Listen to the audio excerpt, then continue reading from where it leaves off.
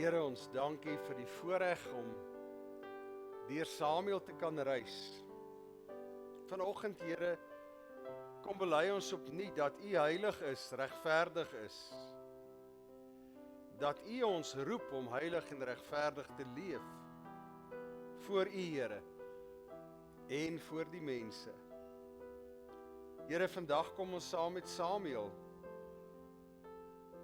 En ons wil nederig voor U kniel en sê, Here, ons wil U stem hoor as U roep. Ons wil antwoord. Ons wil sê, Here, spreek, U diensknegte, U diensmaagde luister. Ja, Here, soms is ons soos Eli se seuns, ongehoorsaam. Ons ag nie U heiligheid nie, Here. Ja, soms is ons soos die volk. Ons aanvaar die teenwoordigheid as vanself sprekend. Maar U, Here, U is die een wat in stilte tot ons roep. U wys ons, Here, hoe U die weg vir ons kies. Die weg wat U wil hê ons moet stap. Ja, Here, U leef U teenwoordigheid en ons kan dit nie vasvang in 'n simbool, in 'n ritueel nie. U teenwoordigheid is 'n lewende werklikheid wat deel word van my wese, my bestaan. Vanoggend, Here, wil ons vra dat hierdie erediens 'n ruimte sal word waar ons hoor, Here, waar die Gees werksaam is in elkeen van ons, waar U ons vorm, Here, deur U woord. Gee ons die moed, Here, om nie net te hoor nie, maar om dan te doen. Here, laat ons groei in guns by U, in guns by ons medemens, sodat ons, Here, instrumente in U hand kan wees. Al neem dit ons uit ons gemaksone, al bring dit ons op 'n plek, Here, van ongemak. Wees dan nou met ons deur die Gees. Dit bid ons in die naam van Jesus Christus, ons verlosser en saligmaker, die groot profeet, priester en koning. Amen.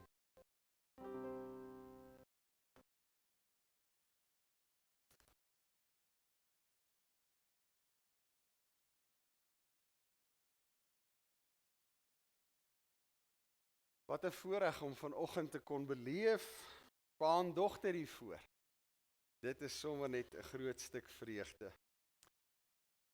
Kan ek hom so bietjie harder kry? Klein bietjie, dankie Chris Marie. Ons is besig met 'n reeks uit 1 Samuel uit.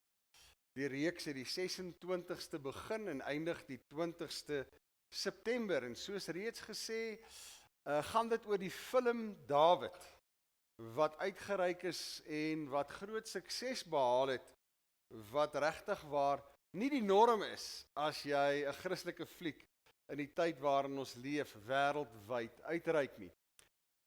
Ons gedagte met hierdie reeks is om 'n beter begrip te bring vir Samuel, want die film begin waar Samuel vir Dawid salf as koning.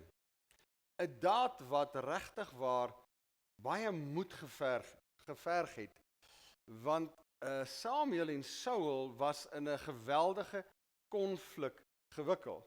Ons weet dat Saul buite die wil van die Here opgetree het, dat hy reggemaak het om die Filistyne aan te val en dat Samuel 'n offer moes bring, maar Samuel was laat en Saul het gewoon net nie vir hom gewag nie en die offer self gebring. En daar moes Samuel doen wat Eli in sy jeugjare gedoen het, om vir Saul te sê, die Here gaan jou koningskap vernietig. 'n tree verder, die Amalekiete, die duidelike opdrag van die Here. Saul, jy vernietig almal, jy neem geen buit nie. Ons weet Agag is in gevange geneem en die beste van die beeste en die skape.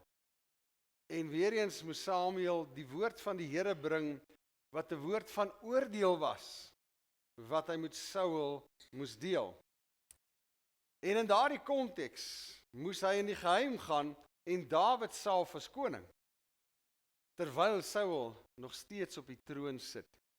So vir ons om 'n begrip te hê vir die vormingsjare van Samuel, is ons besig met hierdie reeks. En ja, ons wil die 20ste September saam, ook met ons ander deel van ons liggaam, hulle wat in die saal is vanoggend, ons ouers en kinders, wil ons hier in die kerk die 20ste die film Dawid kyk. Maar dan gaan ek en jy 'n totale begrip hê van dit wat gebeur het om Samuel te vorm. En ja, die uitdaging is dat ek en jy 'n Samuel kan wees in die dag, die tyd waarin ons leef. So dis maar net kort dit wat voor lê. Onthou, volgende week is lang naweek, dan gaan Bram vir ons 'n boodskap bring, nie deel van die Samuel reeks nie. En die week daarna is nagmaal. Ons gaan 'n tradisionele nagmaal hou. Ons gaan bietjie later meer inligting daaroor gee, maar dan gaan ons ook nie met die reeks aan nie. Die week daarna hervat ons dan uit 1 Samuel 5 tot 6. Voor ek vanoggend begin om hierdie gedeelte te lees, wil ek graag iets met u deel. En ek dink dis belangrik, as ons kyk na die reeks wat ons gehad het van Tom Smith, om God te beleef in die gewone, is daar een ding wat ons oor en oor vir mekaar gesê het. Die enigste manier hoe God in die gewone van die dag waarin ons leef 'n werklikheid kan wees, is wanneer ek en jy getuig, as ons hom beleef in die werklike hier en nou. So ja, ons het verlede maandag aand het ons divorskeer vir die eerste keer in ons gemeente aangebied. En terwyl ons besig was, het Wilrow Park 'n kragonderbreking gehad. En uiteraard, deel daarvan is dat die alarmstelsel op battery gaan.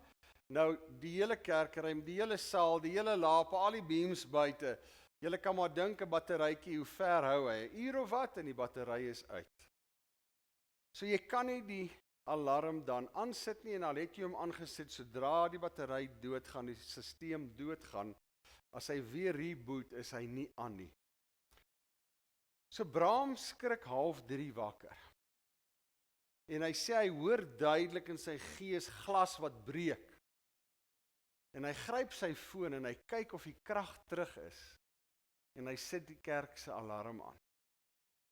'n Halfuur later sal julle sien, daai onderste 3 vensters is nuut. Breek hulle in.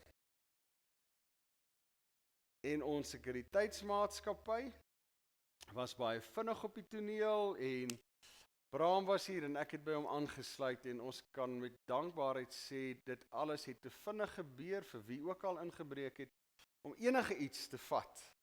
Maar net ons toerusting daar agter, as dit gevat word, die omvang van daardie skade, die omvang van die eis, sal ons vir 3-4 weke nie hier met dit kan kerk hou nie. So dit is iets van God in die gewone. Vir Bram om wakker te skrik, maar die glas wat hy hoor breek, en om te sê, dis die kerk, kom ek kyk of die krag aan is. En julle weet, as Wilrow Park se krag afgaan, hy gaan nie binne 3 ure aan nie. So waar die krag is aan, en hy kon die alarm aansit. God wat in die gewone werksaam is. Wie anders het hom wakker gemaak? Malinke het hom nie wakker gemaak. So hy sou rustig geslaap. Tweede geval in ons eie familie. My swaar se middelste het Sekunda toe verhuis waar ons middelstes is. En hulle het verlede naweek het hulle vir een aand gaan uitslaap as gesin. En hulle het hulle hondjie Pepper, Boston Terrier, in die huis toegemaak. Daardie nag breek hulle in, en om watter rede ook al, het hulle vir Pepper in die straat gegooi, en Pepper het begin hardloop. En hulle het orals op die groepe begin, help ons om vir Pepper te vind. Die wonderlike van 'n plattelandse gemeenskap, hulle leef hulle in, hulle neem deel. So kort sien iemand vir Pepper, en dan los hulle alles, my seun en sy neef, hulle gryp die drone, hulle jaag soontoe, hulle probeer vir Pepper kry, maar enige iemand wat naby kom, maak daai hondjie net meer verskrik, en hy hardloop net verder, oor die besige straat. So gister, die 6de dag, hulle het begin moed opgee. Want Pepper is sonder kos, Pepper is sonder water. Hy kruis heeltyd, sien hulle hom oor die besigste straat kruis. Iewers te kan 'n kar hom raak kry. En gister laat weet iemand weer, ons sien vir Pepper, hy hardloop soos 'n besetene langs die groot pad in die groot pad. En weer eens is hulle. En op 'n stadium het ons neefskind het agter hom aangery en op 'n stadium is daar net 'n versperring en Pepper kan nie verder hardloop nie. Maar hier goed sê daai hond het die wildste uitdrukking in sy oë. En hy maak die bakkie se deur oop, is 'n nuwe bakkie, Pepper is nie so goed bekend nie. Hy sê die volgende woorde. Hy sê, Pepper, dis pappa. Die oomblik toe hy die woorde pappa hoor, te verander hy ons se gelaat. En met daai stikkende voetjies hardloop hy en spring in die kar, die bakkie. So Pepper is gevind. Nou dis 'n wonderwerk. Dis God in die gewone. Dis 'n gemeenskap wat gemobiliseer is. Dis iemand gister wat hout sit en verkoop, wat Pepper sien, wat bel en sê julle moet kom, ek sien vir Pepper, daar hardloop hy, wat 'n stukkie video neem dat jy kan sien, ja, dis Pepper. Hoe sal dit nie wees as ek en jy iets van 'n plattelandse gees in ons midde het, wat so kan deelneem, as iemand net sê, help my soek na my hondjie. Maar hoe die Here deur elkeen werk, en hoe Pepper gisteraand vir die eerste keer weer kon eet en water drink na 6 dae. So die Here is teenwoordig in die gewone van vandag. As jy dit beleef, moenie stil bly nie. Deel dit, getuig daarvan. 1 Samuel 2, die priesters in Silo. Elkana het teruggegaan na sy huis in Rama, maar die seentjie Samuel het agtergebly onder toesig van Eli in die tempel. En daar het hy gehelp. Nou wat vat dit van 'n ouer om 'n 3-jarige kindjie te los in die tempel? Sekerlik moet jy vir Eli, die priesters wat daar is en diens doen, regtig vertrou met hierdie kleine brose kind. Maar dan, Eli het 2 seuns gehad. Hierdie vertaling sê hulle was niks nutte. Hulle was priesters. Hulle het geen respek vir die Here gehad nie.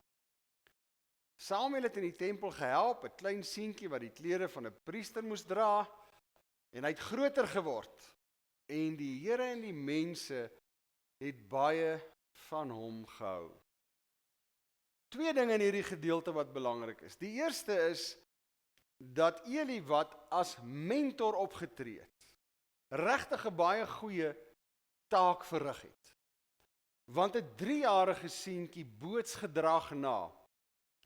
En as hy hierdie 2 niks werd seuns, wat die Here geminag het, wat as priesters heeldag ook voor hom geleef het, as hy hulle nie naboots nie, maar hy boots vir Eli na, moes Eli regtig die mentorskap wat die Here op hom geplaas het, die vertroue wat Elkana en Hanna aan hom geplaas het, om hulle 3-jarige kind te maak, groot te maak in die weë van die Here, Eli moes dit ernstig opgevat het.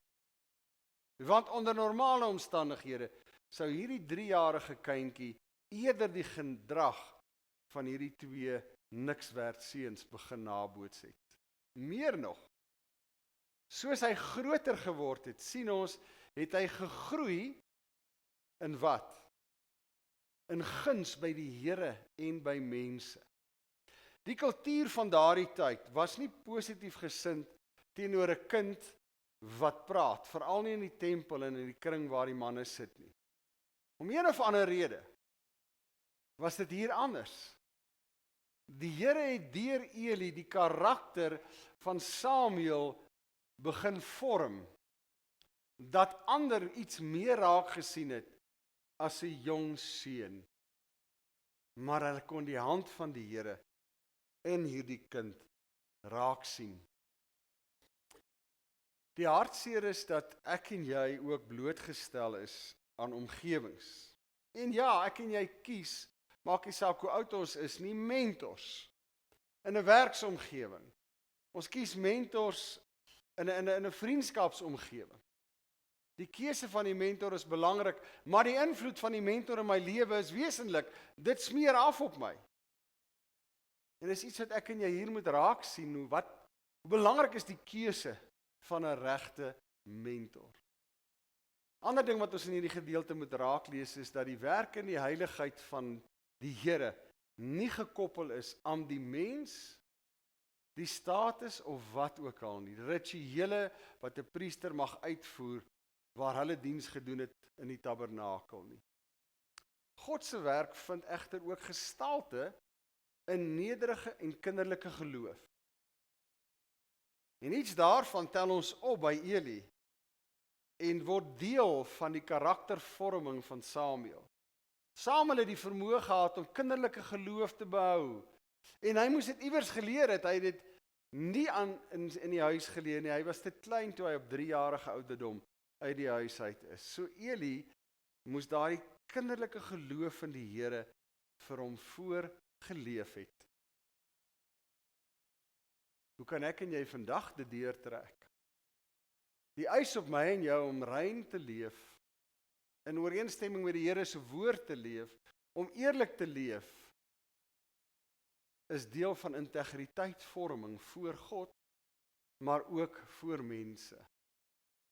Om tot die besef te kom, en ons gaan 'n bietjie later daarna kyk, dat die Here ook deur 'n jonger geslag sy stem kan laat hoor.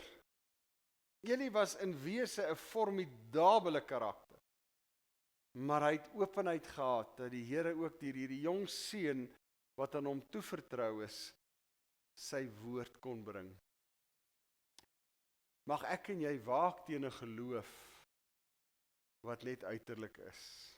Mag ek en jy streef daarna om daardie intieme verhouding met die Here te hê. Die uiterlike wat in dade en rituele en gebruike manifesteer, dat dit 'n uiterlike neerslag is van wat regtig innerlik in my aangaan en 'n weerspieëling is van die naby verhouding met die Here.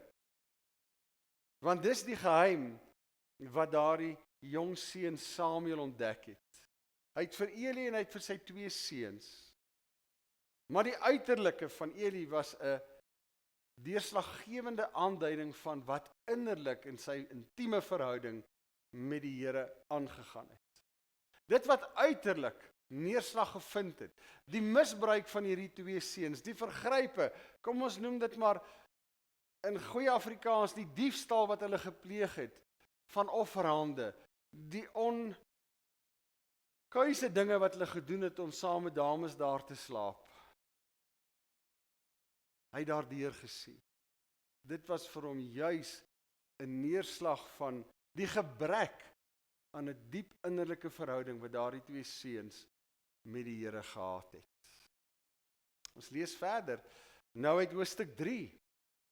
Die seentjie Samuel het onder Eli se toesig in die tempel gehelp. Die woord van die Here was skaars in die tyd. Die Here het met niemand gepraat nie. As ou dit gaan ontleed, is dit 'n vers met 'n kragtige inhoud, maar 'n ontstellende inhoud. Ons lees dit en ervaar dit, die Here het hom onttrek. Die insig, kom ek sê, die wese van hierdie gedeelte in die Hebreëus is, as gevolg van die onttrekking van die mens, word die Here nou stil. Dis nie die Here wat onttrek nie, hy is daar, sy teenwoordigheid is daar, maar die mense het 'n keuse gemaak om net nie meer na hom te luister nie.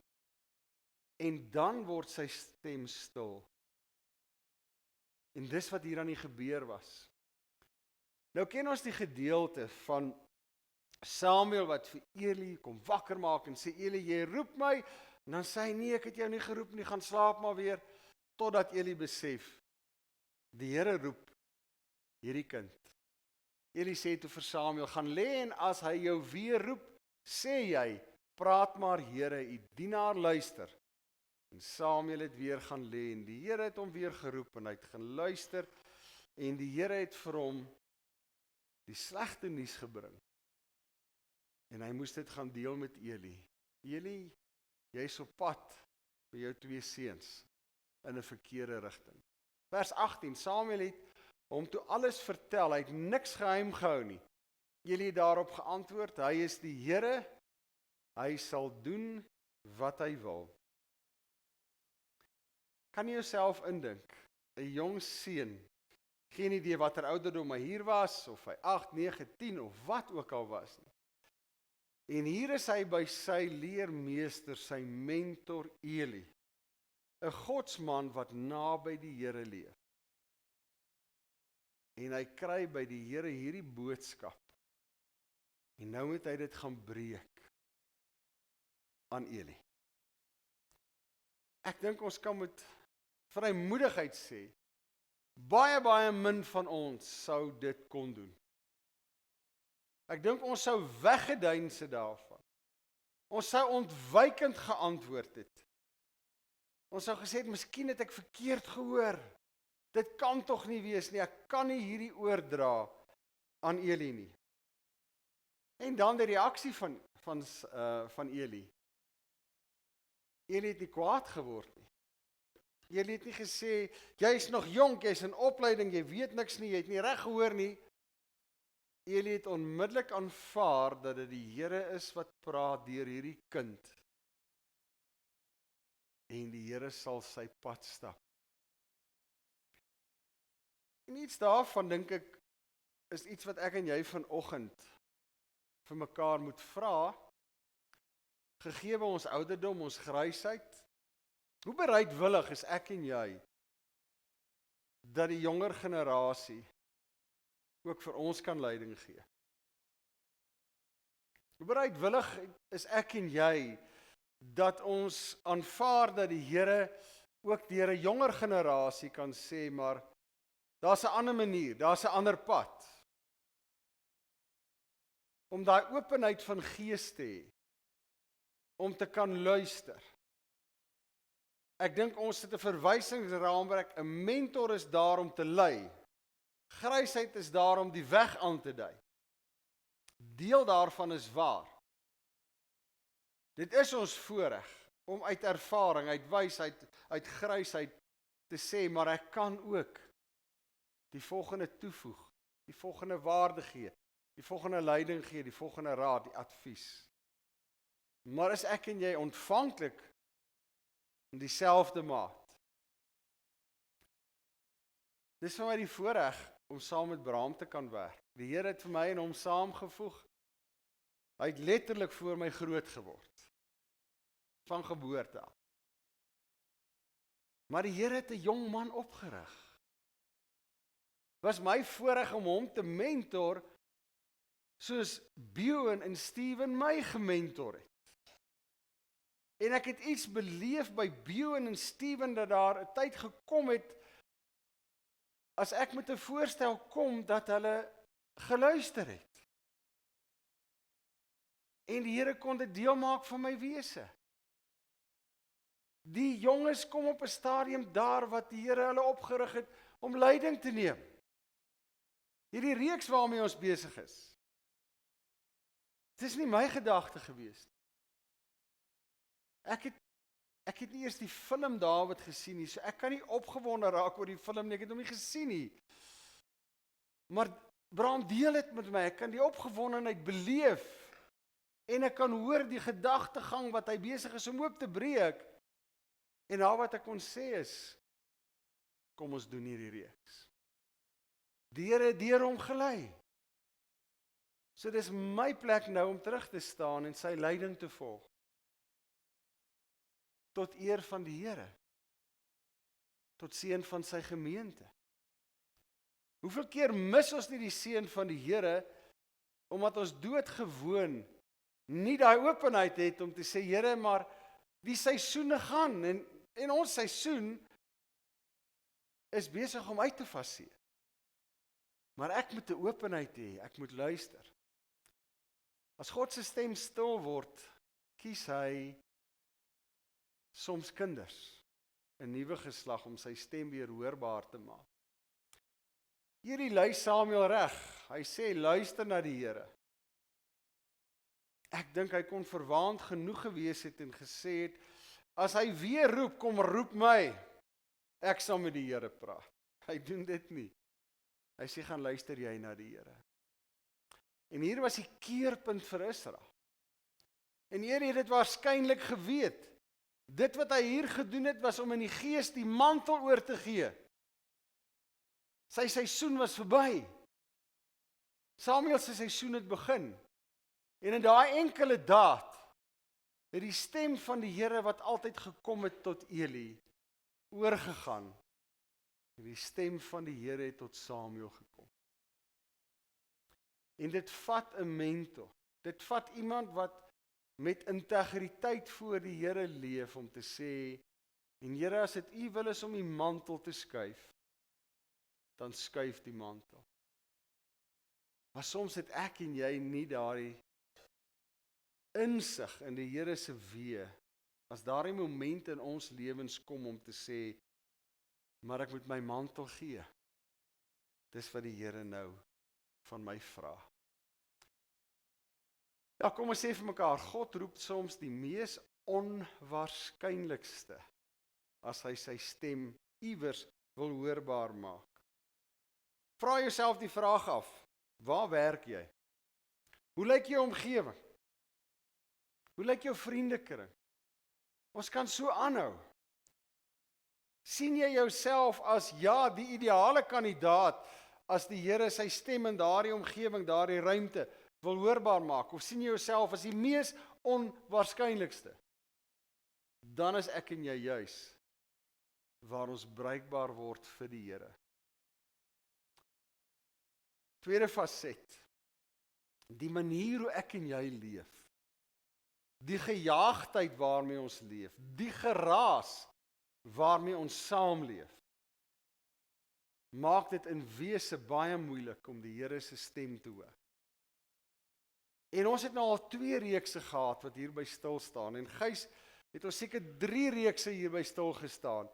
As ek en jy nie tot stilstand kom midde die gejaag waarin ons leef nie, gaan ons onsself nie in 'n posisie stel om die Here se stem te hoor nie. Wanneer gaan ons dit hoor?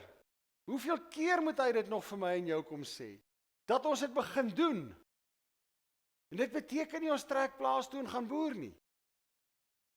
Maar ek vat my dagprogram en ek maak plek om tot rus te kom. Een van ons boetes het my gebel het. As ek nou werk toe ry, stop ek langs 'n bepaalde veld. Ek gaan sit daar vir 'n halfuur. Maak plek om stil te word en verstommend hoe hy die Here se stem daar begin hoor het. Ek dink ons moet hoor dat 'n geestelike mentor deel is van God se karaktervorming. En weer eens, ons het dit al vir mekaar 100 keer gesê, as jy nie 'n geestelike mentor het wat in jou lewe inspreek nie, is daar iets wat kort. As jy nie 'n geestelike mentor is vir iemand nie, is daar 'n stuk verantwoordelikheid teenoor die Here wat ek en jy nie nakom nie. Ons kan nie funksioneer sonder die een en homself een te wees nie. Om draers van sy stem te wees, sy profetiese stem, is nie maklik nie. Ons tema vanoggend is, jy's uit jou gemaksone. Om by die werk te sê wat ek moet sê, of te leef wat ek moet leef, is nie maklik nie. Om dit in 'n vriendekring te sê, is nie maklik nie. Dit vat my uit my gemaksone. Maar ek kan nie sy profetiese stem in hierdie wêreld wees, as ek nie eerlik is nie. As ek nie die moed het van my oortuiging, om te sê wat ek moet sê nie. Mag die Here ons daarvoor krag gee, as ons hierdie gedeelte lees. 1 Samuel was 'n profeet vir die hele Israel. Hoofstuk 4. So die pendulum het deurgeswaai. Eli is van die toneel af. In daai oomblik, daardie nag toe hy die mantel oorhandig het Samuel in statuur gegroei. Hier lees ons Hy was die profeet vir die hele Israel. Die ark van God het in die slag gebly, ons weet in daardie stryd. Hulle het teen alle goeie raad in die ark gevat, slagveld toe, gesê as die ark van die Here voor is, dan gaan die Here ons beskerm en ons gaan die veldslag wen, en die ark is eerste gevat. Ook Eli se 2 seuns, Hofni en Pinjas, is in die veldslag dood. Die Israeliete het vir die Filistyne gevlug, sê die boodskapper vir Eli. Daar is baie van ons dood. Die 2 seuns is dood. Die Filistyne het die ark gevat. Toe hy sê wat met die ark gebeur het, het Eli daar by die dorp se ingang reg agteroor van sy stoel geval. Hy het sy nek gebreek en hy's dood. Hy was oud en hy was swaar. So hierdie is die hoofstuk van verlies. Hierdie is die hoofstuk wat afsluit. So in die vorming van Samuel kry hy in diensopleiding van die Here.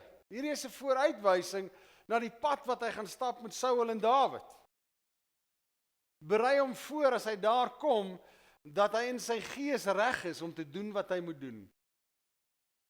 Ja, die ark wat die bron van vertroue en krag geword het, kom wys dat dit bloot 'n stuk materie is. En nie God se teenwoordigheid en beskerming ooit kan wees nie. Dit kan 'n simbool daarvan wees. Dit kan dit verteenwoordig. Dit kan dit nie wees nie. Hofni en Pinjas, God straf hulle absolute minagting vir hom, vir wat vir hom belangrik is, die tempel, die tabernakel. En dan Eli se sterwe bring nou finale einde aan die priesterdom. En die begin van 'n nuwe era wat God deur 'n profeet leiding gee.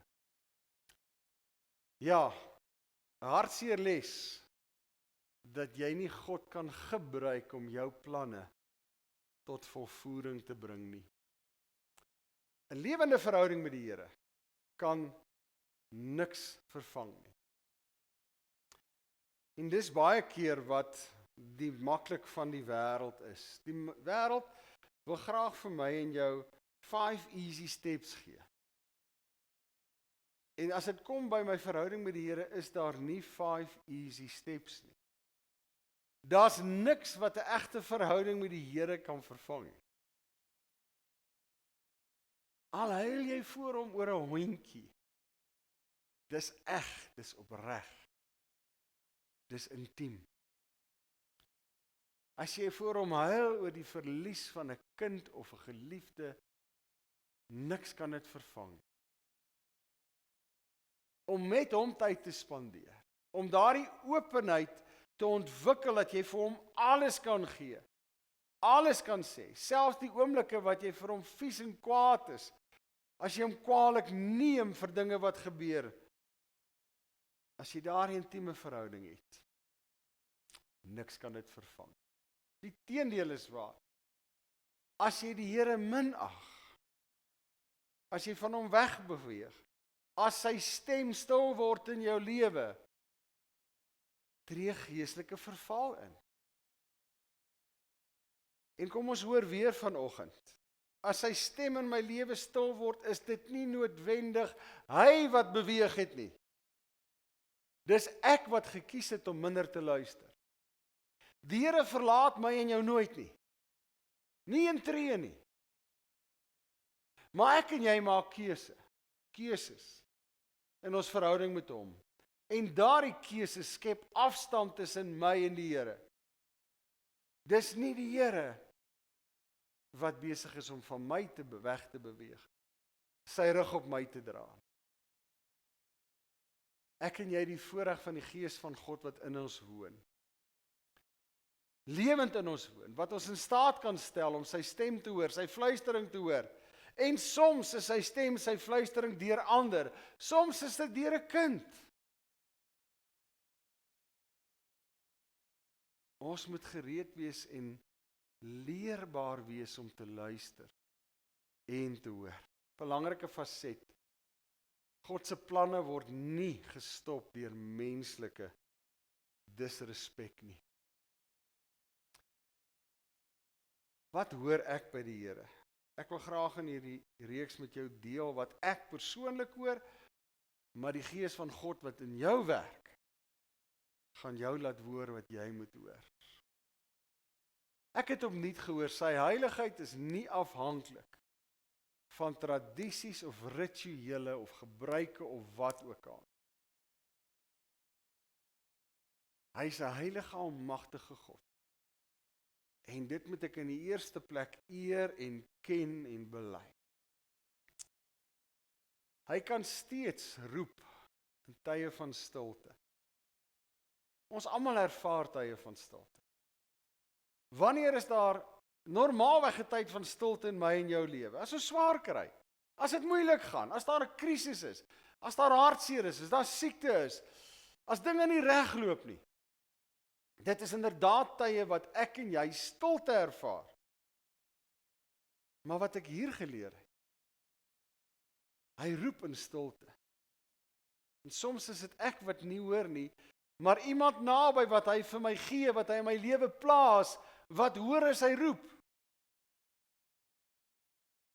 Ons het dikwels die benadering van in stil tye, in swaar kry tye, ek wil nie nou praat nie. Nee, los my nou uit. Ek gaan hierdie ding alleen vat. Dit lyk nie vir my dis plan God se modus operandi nie. Ek en jy leef in die stilte, maar hy respekteer nie stilte nie. Hy roep in die stilte. En as ek nie meer ontvanklik is om hom direk te hoor nie, roep hy deur ander naby my. En dit moet ek hoor vanoggend. Ek het dit gehoor. Hy roep die nederige en die afhanklike, die kinderlike hart.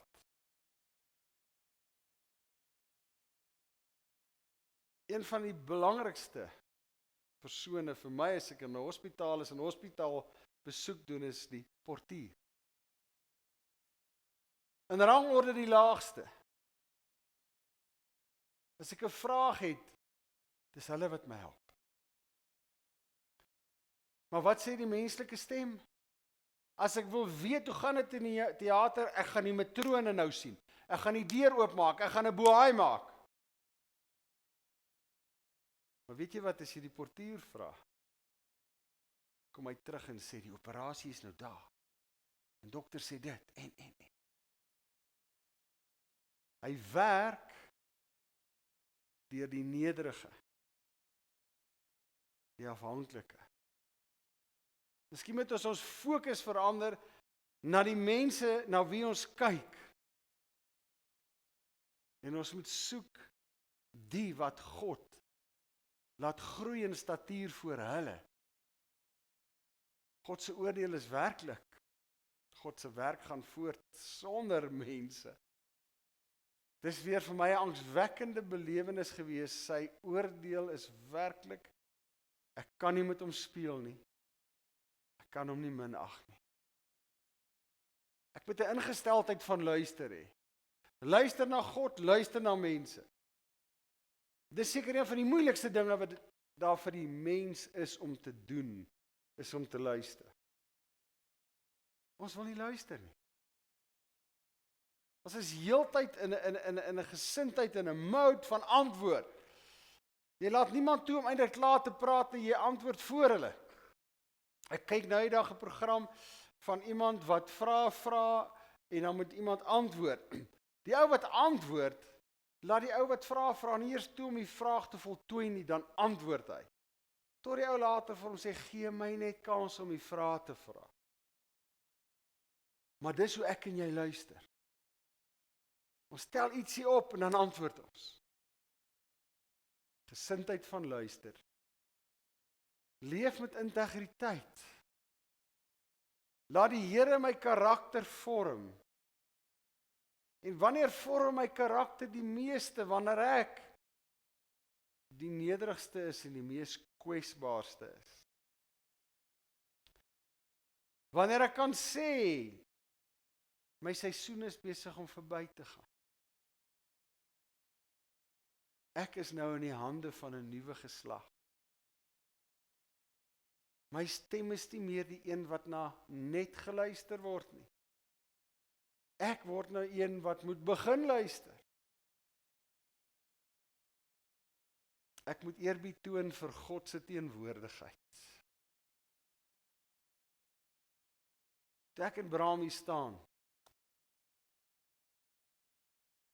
5:00 die oggend, SAP bel, nee, ons gaan nie uitkom nie. Ons is op pad na iemand wat sy eie lewe geneem het. Maar wat ons kan sê is, dit vat nie die feit weg dat die Here hier teenwoordig was vanoggend. Eer sy teenwoordigheid. Of daar iemand is om dit te hoor of nie te hoor nie. Deel die waarheid, al is dit ongemaklik. Neem dit my buite my gemaksone. Hoe baie keer weet ek en jy dat ons weet, ek moet hierdie ding vir my vriend sê, ek moet hierdie ding vir my vriendin sê, ek moet dit dalk vir my ouers sê, ek moet dit dalk vir my kind sê, ek moet dit dalk vir myself sê. Maar dit is te ongemaklik. Ek gooi 'n sousie by. Ek maak dit 'n bietjie sagter. Toe Samuel na Eli toe gestap het en gesê, die Here sê, was dit straightforward, die Here sê. Nie sousies by nie, nie sagkens nie. Ek en jy moet leer, elkeen van ons het 'n profetiese stem. Of dit in my naaste verhoudings is, of dit in my familieverhoudings is, my vriendskapsverhouding, my kollegiale verhoudings, maak nie saak waar nie, ons het 'n profetiese stem. Hoekom? Want ons is kinders van die Here. Die aanvaar die natuurlike siklus van leerling, mentor, seisoen wat aanskuif. Daarmee wil ek volstaan. Was vir my 'n voorreg om ook hierdie 3 hoofstukke in Samuel 1 te kon beleef en baie daarvan my eie te maak.